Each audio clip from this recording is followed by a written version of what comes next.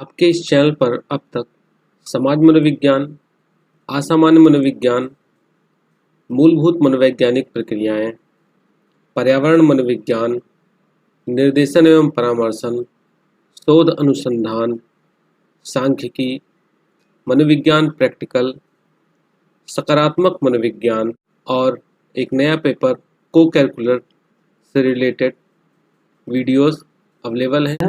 इनके साथ साथ एमसीक्यू टाइप क्वेश्चंस भी, ऑब्जेक्टिव क्वेश्चंस भी, जिसमें सोशल साइकोलॉजी से रिलेटेड, एबनॉर्मल साइकोलॉजी से रिलेटेड, पर्सनालिटी मेंटल टेस्ट से रिलेटेड, स्टेटिस्टिक्स सांख्यिकी से संबंधित, रिसर्च यानी शोध से संबंधित, गाइडेंस काउंसलिंग परामर्शन एवं निर्देशन से संबंधित, इन्वायरमेंटल साइकोलॉजी और लास्ट में साइकोलॉजी प्रैक्टिकल से संबंधित कंप्लीट वीडियोस चैनल पर मिल जाएंगे। आपको इन वीडियोस के लिए सिर्फ यहाँ पर जो आपका वीडियो के नीचे टाइटल है, टाइटल के सामने आपको डिस्क्रिप्शन का एरो दिख रहा है, इस एरो पर आप क्लिक करेंगे, नीचे आपको सभी प्लेलिस्ट के लिंक प्रोवाइड है।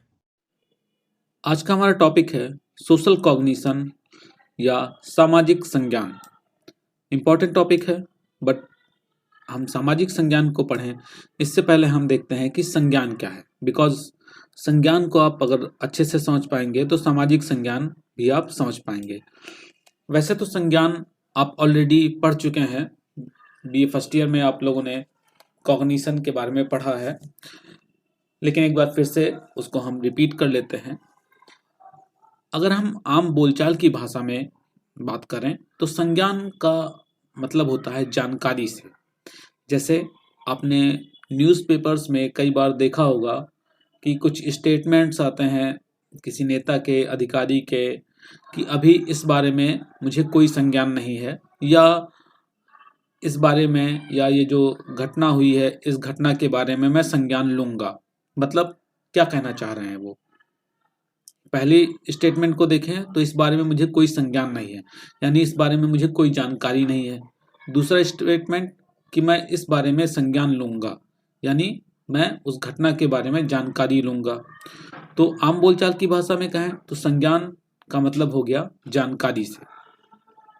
लेकिन साइकोलॉजी में इसका अर्थ थोड़ा सा हटके है, या कह सकते हैं एक लेवल ऊपर है। साइकोलॉजी में संज्ञान का मतलब हुआ आपकी चिंतन क्षमता से, आपके मेंटल प्रोसेस से, आपकी बुद्धि से, आपकी स्मृति से, आपके अधिगम से। ये जितने भी आपके मानसिक प्रक्रियाओं से संबंधित चीज़ें हैं वो सभी संज्ञान के अंतर्गत आती हैं। और जब आपकी मानसिक प्रक्रियाएं सही रूप से काम करेंगी तभी आप सामाजिक व्यवहार भी सही ढंग से कर पाओगे। तो सामाजिक संज्ञान अब हम समझेंगे, क्योंकि अब संज्ञान के बारे में हमें एक नॉलेज हो चुका, हमें एक आइडिया मिल गया कि संज्ञान क्या है। संज्ञान के अंदर हमारी जो मेंटल प्रोसेस है, बुद्धि, चिंतन, स्मृति, अधिगम, ये सभी चीजें आती हैं। अब हम यहाँ पर पॉइंट टू पॉइंट आगे बढ़ते हैं और चीजों को समझते चलते हैं। सामाजिक व्यवहारों के विकास या अर्जन एवं उनकी अभिव्यक्ति में सामाजिक संज्ञानात्मक प्रक्रियाओं की महत्वपूर्ण भूमिका होती है। जाहिर सी बात है कि इसमें महत्वपूर्ण भूमिका होगी ही। क्या कहा गया कि सामाजिक व्यवहारों के विकास में जो सामाजिक व्यवहार होते हैं, सामाजिक व्यवहार कौन से हैं? एक पर्सन अपनी सोसाइटी में रहते हुए किसी दूसरे पर्सन के साथ कैसा बिहेवियर करता है, जैसे आप अपने आसपास के लोगों के साथ रहते हुए उनसे कैसा व्यवहार करते हैं, उसी व्यवहार को हम सामाजिक व्यवहार कहते हैं। अब सामाजिक व्यवहार के विकास की बात की गई कि विकास एवं उनकी अभिव्यक्ति में सामाजिक संज्ञानात्मक प्रक्रियाओं का महत्वपूर्ण भूमिका है। यानी संज्ञानात्मक प्रक्रियाएं कौन सी हैं? चिंतन, बुद्धि, स्मृति, अधिगम, ये सभी संज्ञानात्मक प्रक्रियाएं हैं। इसमें सामाजिक जोड़ दिया गया। तो जो समाज में रहते हुए व्यवहार करने की प्रक्रिया है, जो समाज में कैसे हम अपनी बुद्धि का इस्तेमाल करके चीज़ों को अच्छा कर सकते हैं, कैसे हम अपनी समझ को डेवलप करके कैसे हम चीज़ों को सीख सकते हैं अधिगम का इस्तेमाल करके। तो जब सामाजिक संज्ञानात्मक प्रक्रियाएं अच्छी होंगी तो सामाजिक व्यवहार भी अच्छा होगा। इसीलिए कहा गया कि सामाजिक संज्ञानात्मक प्रक्रियाओं का महत्वपूर्ण रोल होता है, इंपॉर्टेंट रोल होता है किसमें? सामाजिक व्यवहारों के विकास में। एक बार फिर से देखते हैं, समझ में आ जाएगा। सामाजिक व्यवहारों के विकास या अर्जन एवं उनकी अभिव्यक्ति, यानी जो हम बिहेवियर करते हैं उसमें सामाजिक संज्ञानात्मक प्रक्रियाओं की महत्वपूर्ण भूमिका होती है, और ऐसी प्रक्रियाएं ही व्यक्ति को उसके परिवेश के साथ सामंजस्य एवं समझ विकसित करने में सहायक होती हैं। जब आप सही तरीके से व्यवहार कर पाएंगे, सही तरीके से आपकी मानसिक प्रक्रियाओं का इस्तेमाल कर पाएंगे, तो जाहिर सी बात है कि आपका सामंजस्य भी अच्छा होगा, आप अच्छे से अपने सोसाइटी में खुद को एडजस्ट भी कर पाएंगे। समझ में आ गई इतनी चीजें। नेक्स्ट आगे बढ़ते हैं। आगे की लाइन इंपॉर्टेंट है। क्या बताया गया इसमें? कि हम किसी अन्य व्यक्ति परिस्थिति के बारे में कैसा सोचते हैं, यह हमारे संज्ञान मतलब सामाजिक संज्ञान द्वारा ही निर्धारित होता है। यानी आप किसी अन्य व्यक्ति के बारे में, कोई आपका फ्रेंड है, कोई आपके पड़ोसी है, या आपके घर के सामने कोई घटना घट गई है, तो इन सब चीज़ों के बारे में आप कैसा सोचेंगे, कैसा व्यवहार करेंगे, ये सब किसके द्वारा डिसाइड होता है? ये सामाजिक संज्ञान के द्वारा ही निर्धारित होता है। अब इसकी हम डेफिनेशन की बात कर लेते हैं। तो बैरॉन और बर्न ने बताया कि सामाजिक संज्ञान से तात्पर्य सामाजिक व्यवहार, सामाजिक संसार के बारे में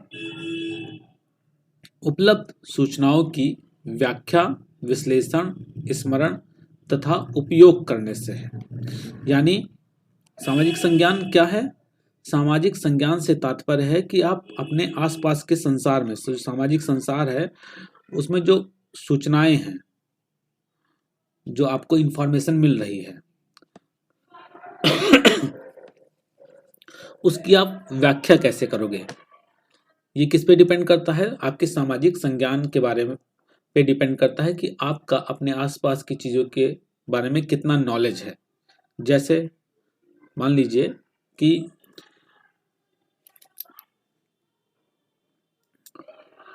आप एक चाइनीज लेडी से मिलते हैं, ठीक?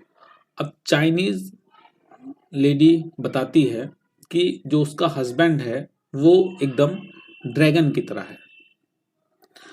अब मान्यता ये है कि जो चाइनीज होते हैं वो ड्रैगन को काफ़ी अच्छा मानते हैं, लेकिन जो आप अपने यहाँ रह रहे हैं, आप मान लीजिए इंडिया में हैं, जैसे आप इंडिया में ही हैं, मानना क्या है, आप तो इंडिया में ही हैं, तो इंडिया में रह रहे हैं, और इंडिया में रहते हुए जो आपका सामाजिक संज्ञान है, जो आपका सामाजिक कॉग्निशन मतलब सोशल कॉग्निशन है, या जो सामाजिक नॉलेज है आपके पास, जानकारी है, वो भारत के बारे में ज़्यादा अच्छे से है।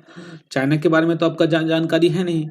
तो ज़्यादातर व्यक्तियों से अगर पूछा जाए, या ज़्यादातर व्यक्तियों से अगर कहा जाए कि एक चाइनीज़ लेडी अगर बता रही है कि उसके जो हस्बैंड है वो ड्रैगन की तरह हैं, तो वो ये कहेंगे, उनको लगेगा कि वो जो उसका हस्बैंड है बड़ा खूंखार टाइप का है।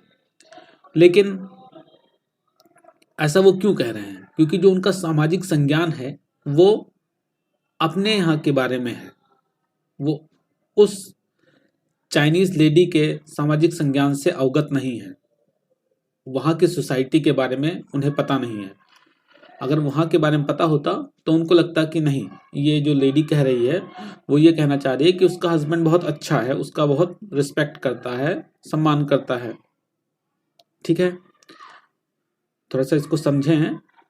मतलब सामाजिक संज्ञान के द्वारा ही आप अपने आसपास में जो भी घटनाएं घटती हैं उसकी व्याख्या कर पाते हो, उसका विश्लेषण कर पाते हो। जो आपका नॉलेज है, सोशल नॉलेज है, उसके आधार पे। तो वही चीज़ें यहाँ पर बैरॉन ने बताई है कि सामाजिक संज्ञान से तात्पर्य सामाजिक संसार के बारे में उपलब्ध सूचनाओं, जो सूचनाएं आपको उपलब्ध कराई गई, उसकी व्याख्या, उसका विश्लेषण, उसका स्मरण तथा उपयोग करने से होता है। ठीक है, इंग्लिश में अगर देखना चाहें तो जो स्टूडेंट इंग्लिश मीडियम के हैं वो देख सकते हैं कि social cognition is the manner in which we interpret, analyze, remember and use information about the social world.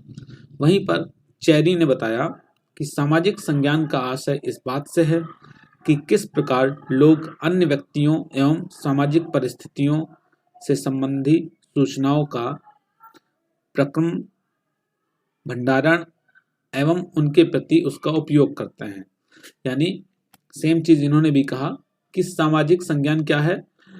सामाजिक संज्ञान के द्वारा ही हम अन्य व्यक्तियों के बारे में, अन्य परिस्थितियों के बारे में जो सूचनाएं मिलती हैं, उन सूचनाओं को हम प्रोसेस करते हैं, उनको स्टोर करते हैं और फिर टाइम आने पर उसका यूज करते हैं।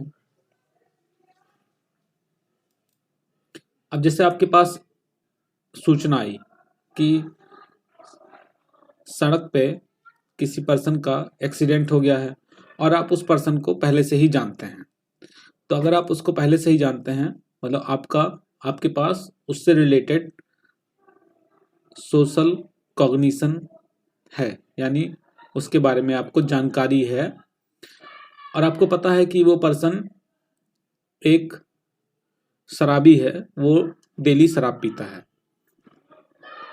तो वहाँ पर आपके पास सूचना क्या आई कि उसका एक्सीडेंट हो गया है।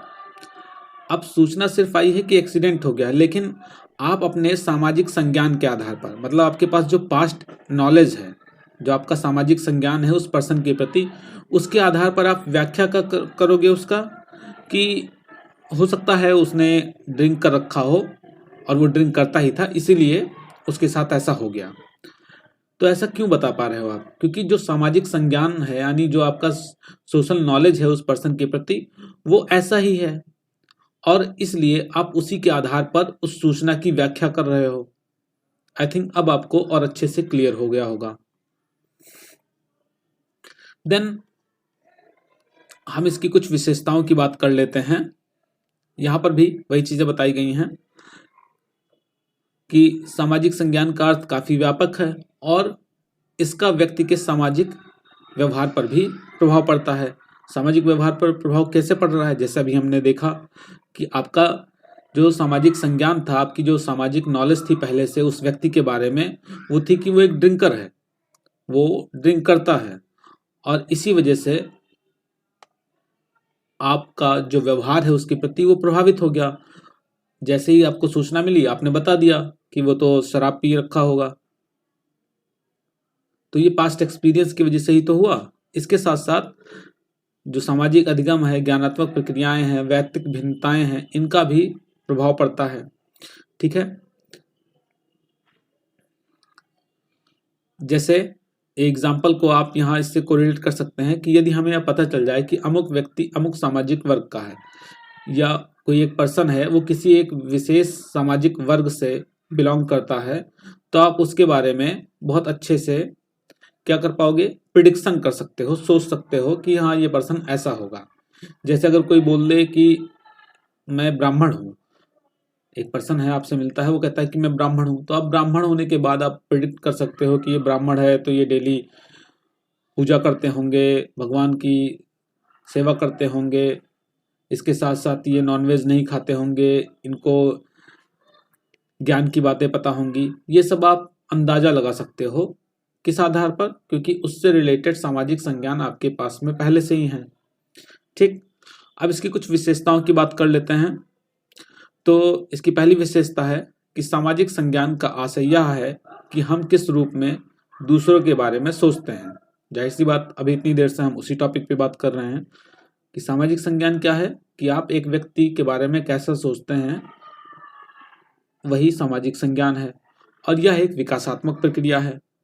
विकासात्मक प्रक्रिया क्यों है? क्योंकि आप धीरे धीरे बड़े होते हो, तो बड़े होने के साथ साथ आपके जो इंटेलिजेंस लेवल है, जो आपका मेमोरी का स्तर है या आपके थिंकिंग का स्तर है, वो भी बढ़ता रहा है, वो बढ़ रहा है। उसके बढ़ने के साथ साथ आपका जो सोशल कॉग्निशन है वो भी बढ़ेगा ही। इसके अलावा इस पर सामाजिक अधिगम या अन्य कारकों का भी प्रभाव पड़ता है। आप जिस सोसाइटी में रहते हो उस सोसाइटी का भी आपके सोशल कॉग्निशन पर इफेक्ट पड़ता है। लोग अगर किसी अन्य व्यक्ति के बारे में बता देते हैं कि ये अच्छा है, तो आप कई बार उसको अच्छा मान लेते हो। इसके अलावा इसमें चिंतन, स्मरण, कल्पना एवं पूर्वानुभव आदि सम्मिलित होते हैं। आप इस चीज को अभी पढ़ ही चुके हैं। यह परिवर्तनशील होता है। सामाजिक संज्ञान आपकी एक किसी पर्सन के बारे में एक थॉट डेवलप हो गई कि यह पर्सन ऐसा है, लेकिन बाद में क्या होता है कि कई बार हमारी थॉट किसी दूसरे पर्सन के बारे में चेंज हो जाते हैं। कोई पर्सन ऐसा होता है जिसे हम पहले बहुत अच्छा मानते हैं, लेकिन धीरे धीरे करके पता चलता है कि वो पर्सन अच्छा नहीं है और हम उसको फिर बुरा मानने लगते हैं, या कई बार इसका जस्ट अपोजिट हो जाता है। संज्ञान के विकास तथा संगठन में चयनात्मकता पाई जाती है। आपकी जो थिंकिंग है, जो संज्ञान का विकास हो रहा है किसी के बारे में, तो उसमें सिलेक्टिवनेस पाया जाता है। आप हर चीज के बारे में तो संज्ञान रखते नहीं, जानकारी रखते नहीं है। आपका जिसमें इंटरेस्ट होता है उसी के बारे में आप जानकारी रखते हैं, और इस पर व्यक्तिक भिन्नताओं का भी स्पष्ट प्रभाव पड़ता है। व्यक्तिक भिन्नता मतलब पर्सन टू पर्सन सबकी क्वालिटीज डिफरेंट हैं, इसलिए जो सबका कॉग्निटिव लेवल है वो भी डिफरेंट होगा। तो आई थिंक आपको क्लियर हो गया होगा। काफ़ी इंपॉर्टेंट टॉपिक है, आप अच्छे से पढ़िएगा, समझिएगा। अगर कुछ नहीं समझ में आता है तो आप मुझे कमेंट कर सकते हैं। तो मिलते हैं नेक्स्ट क्लास में, तब तक के लिए धन्यवाद।